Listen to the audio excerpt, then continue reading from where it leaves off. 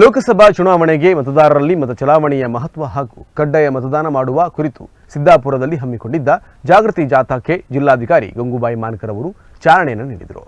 ಲೋಕಸಭಾ ಚುನಾವಣೆಗೆ ಮತದಾರರಲ್ಲಿ ಮತ ಚಲಾವಣೆಯ ಮಹತ್ವ ಹಾಗೂ ಕಡ್ಡಾಯವಾಗಿ ಮತದಾನ ಮಾಡುವ ಕುರಿತು ತಾಲೂಕ್ ಪಂಚಾಯತ್ ವತಿಯಿಂದ ಜಾಗೃತಿ ಕಾರ್ಯಕ್ರಮ ಹಮ್ಮಿಕೊಳ್ಳಲಾಗಿತ್ತು.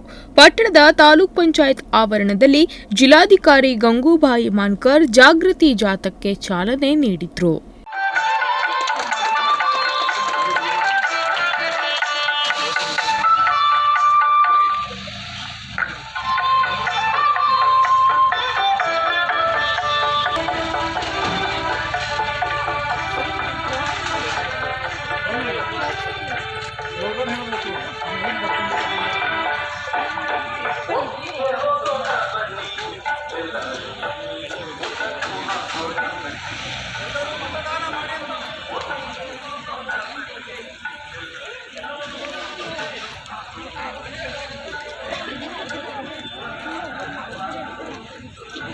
ಜಿಲ್ಲಾ ಪಂಚಾಯತ್ ಮುಖ್ಯ ಕಾರ್ಯನಿರ್ವಾಹಕ ಈಶ್ವರ್ ಕಾಂದು, ಸಹಾಯಕ ಆಯುಕ್ತರು, ತಹಶೀಲ್ದಾರ್, ತಾಲೂಕ್ ಪಂಚಾಯತ್ ಕಾರ್ಯನಿರ್ವಹಣಾಧಿಕಾರಿಗಳು ಜಾಗೃತಿ ಜಾಥಾದ ನೇತೃತ್ವ ವಹಿಸಿದ್ದರು.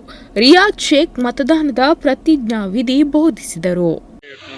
ಪ್ರಜಾಪ್ರಭುತ್ವದಲ್ಲಿ ದೃಢ ವಿಶ್ವಾಸವುಳ್ಳ ಭಾರತದ ಪೌರರಾದ ನಾವು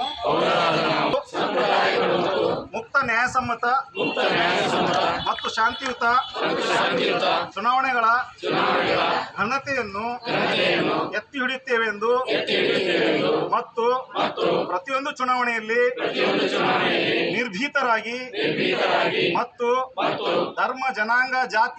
ತಾಲೂಕಿನ ಎಲ್ಲ ಅಧಿಕಾರಿಗಳು, ಶಿಕ್ಷಕರು ಹಾಗೂ ಸ್ವಿಪ್ ತಂಡದ ಮಹಿಳೆಯರು ಜಾಥಾದಲ್ಲಿ ಪಾಲ್ಗೊಂಡಿದ್ದರು.